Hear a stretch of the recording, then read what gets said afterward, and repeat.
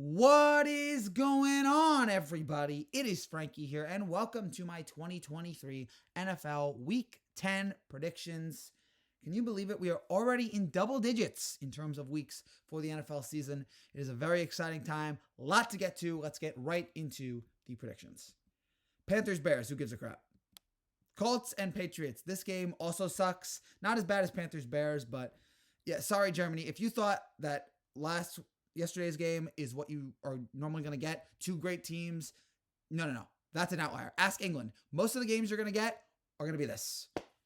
Give me Colts -2.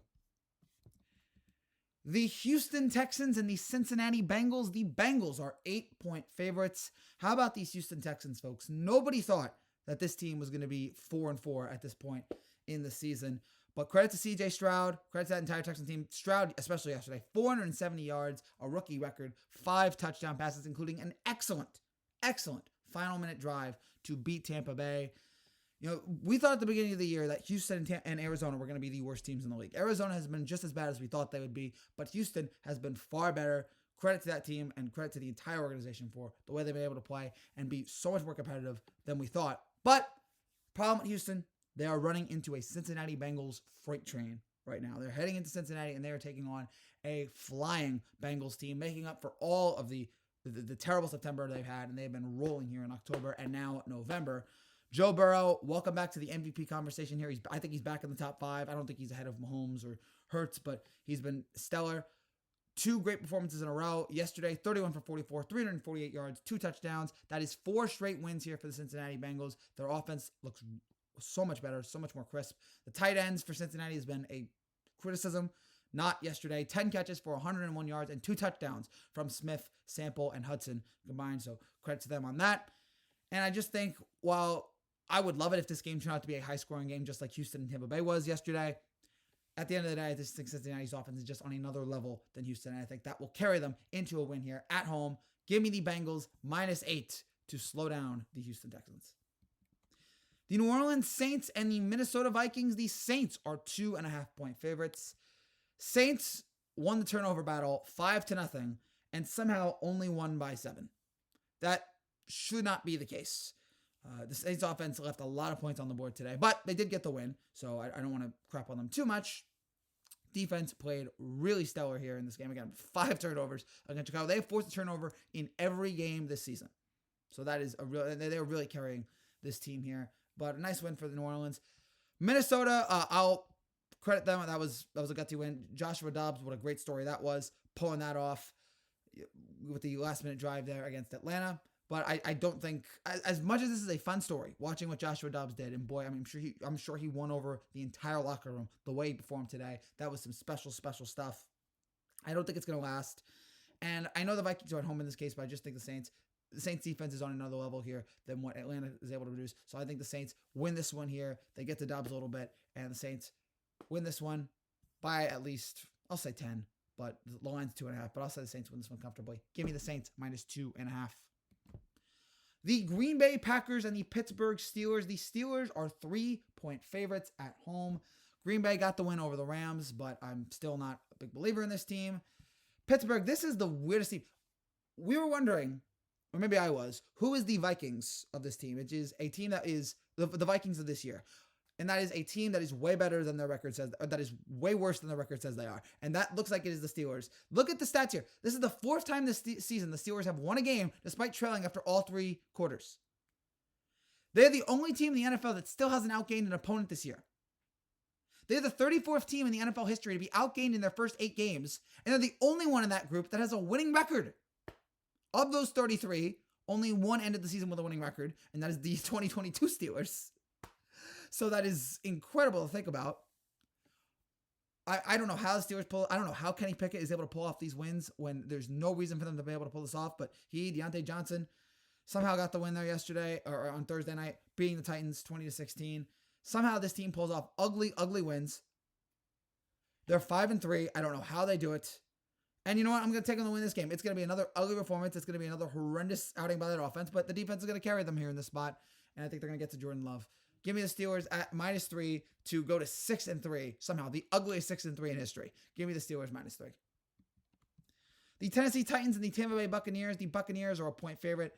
Went back and forth on this one. Wasn't really sure who to believe. I'm actually going to change that here. This is a rare you're going to see this, a last second change here. I was thinking about taking Tennessee, but in the end, now that I'm thinking about it more, Tampa Bay did just score 37 on Houston. They didn't win, but they did score 37. Tennessee only scored 16. So in that sense, I'm going to take Tampa Bay to win this game, but I'm not feeling too great about this. You can really flip a coin in this spot. Tennessee, rough loss there against Pittsburgh, and yeah, Tampa Bay, that was a terrible loss against Houston, but whatever. I'll go with the Bucs -1 here. It's not going to be a pretty win, but whatever.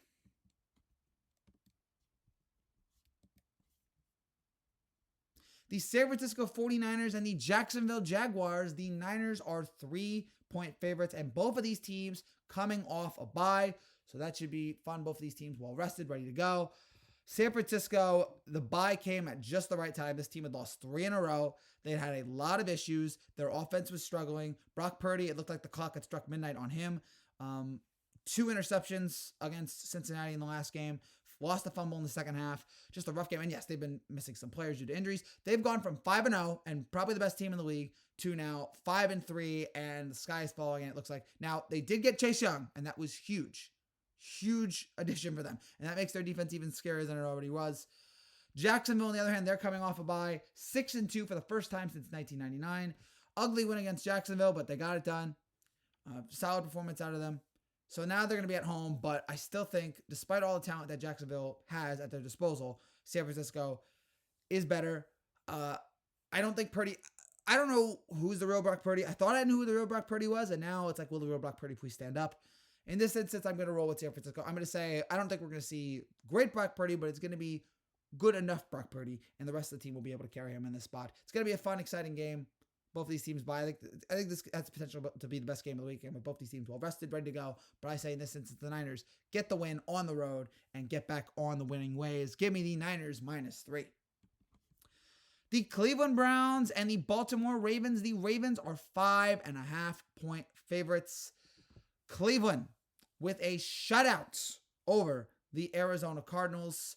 27 points. Deshaun Watson struggled at parts in the game, but he really stepped it up late with a 49-yard strike to Amari Cooper late in the game.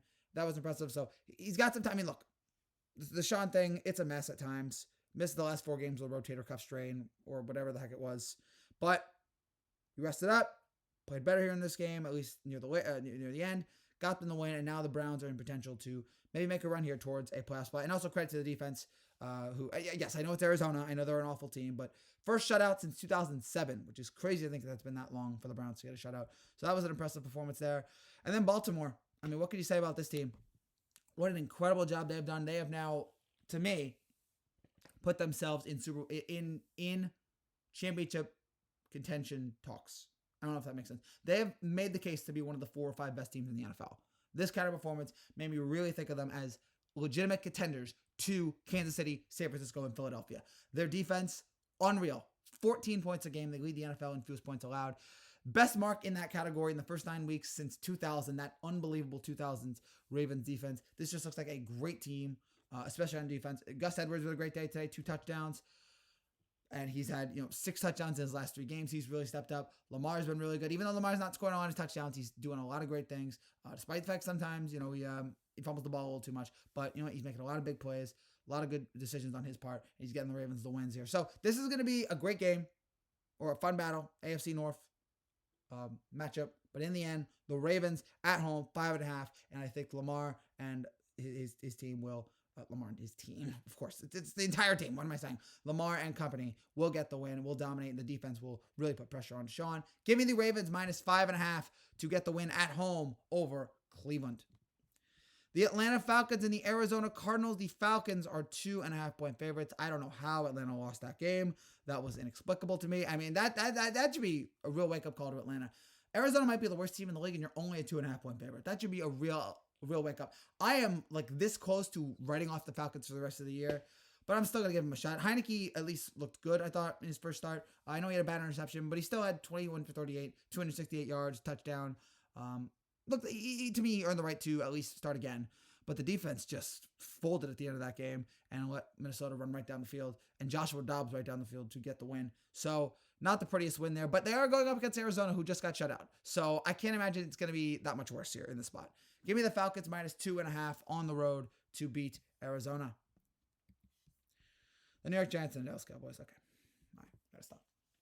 Every week that I think it can't get any worse for the Giants, somehow they keep digging. They keep digging. Daniel Jones comes back, and of course he gets hurt.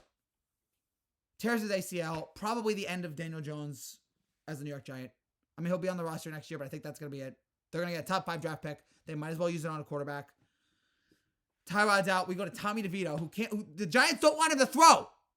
They are hell-bent on this guy not throwing.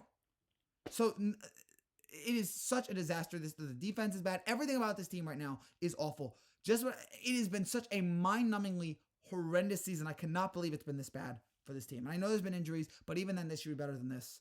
At least before Jones, they sucked. Before Jones got hurt, they sucked. I cannot believe we paid Daniel Jones $160 million. I know, and for him to only be effective for like a half a year. What a disgraceful position this team is in right now. And you know what? Dallas, you should beat down on this team. There's no reason for you to not beat the crap out of the New York Giants right now. And Tommy DeVito, who can't throw. Dallas is 16.5-point favorite. They should win this game going away. I know that they're Dallas, and so they have the potential to not show up when they least expect it. And by the way, that was an awful loss. Philadelphia is begging you to win that game for them. Philadelphia is begging to lose that game, and Dallas couldn't get it done. They had the ball at the 6-yard line, could not get it done. Bad loss. They're now 2.5 back of the NFC East lead, so they're probably going to have to stick for a wild card spot. Doesn't matter, at least in this spot. I think Dallas will get in the wild card. They'll lose in the first or second round, but I think they'll get in the wild card. They're too talented to miss the playoffs, and I think that path will continue with a dominating victory over the Giants. You should be the Giants. There's no reason for you not to destroy the Giants. Give me the Cowboys -16.5. The Washington Commanders and the Seattle Seahawks. The Seahawks are 6.5-point favorites. Washington went over New England. Good to see there. New England just continues to, it's just a sad sight there as New England. They have the worst record in the AFC, which is crazy to think about the downfall of this team. Washington gets the win. Yippity-doo-dah. Seattle, on the other hand, really falling apart here. Geno Smith has struggled here as of late. Just had his worst game as a Seahawk. Probably the worst game I've seen him play since the Jets like 9 years ago. I think there was a Jets game against the Bills in 2014 where he threw like 3 picks in the first quarter. This might be the worst game I've seen since then. This was better than that, but still not great. He was 13 for 28, another interception, 6 picks in 4 games. He lost a fumble, only 157 passing yards. And yeah, the Ravens defense is great.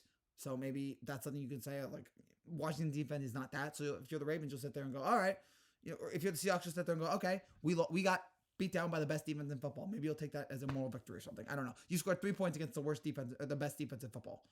Whatever. Take that, I guess. Hang a banner over that. I don't know. But that was a horrendous loss, and the O-line was just atrocious as well for Seattle. But be that as it may, as bad as that was, they're at home, and the Washington is not Baltimore, and they do not have the horses to compete, I feel like, with Seattle. They should be able to bounce back and step up.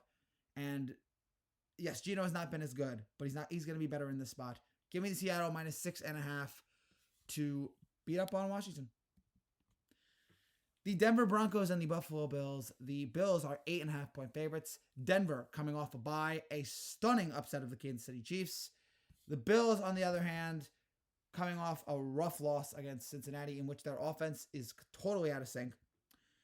After the first drive, in which they marched right down the field, they looked great, scored a touchdown. 4 straight drives that lasted 5 plays or fewer. And that has been an issue. This Bills offense is not what we are accustomed to. They have really not been electric at all. You had James Cook last night, averaging 3.3 yards on 6 carries. I know Allen's dealing with an injured right shoulder, but this offense has no rhythm to it. There's no energy to it right now. It's really, really sad to see. But I do think the Bills will win this game. But I could see with Denver coming off a bye and Denver coming off a win and Buffalo's offense being in the shambles that it's in right now, I could see the Broncos actually covering this spread, making this close, making this exciting, and I could see Denver losing this game by about 4. I think the Bills win it, but Denver covers. Give me the Broncos +8.5. That's it for now, guys. Thank you so much for watching. If you're new to see, make sure you subscribe down below. I'll be back tomorrow with picks for the other two games that we have here this week, Lions, Chargers, and Jets, Raiders. I did not make those picks because the Chargers and Jets are playing tonight, and I want to wait for those games to wrap before I make my picks on them. See you guys then. Take care, and God bless.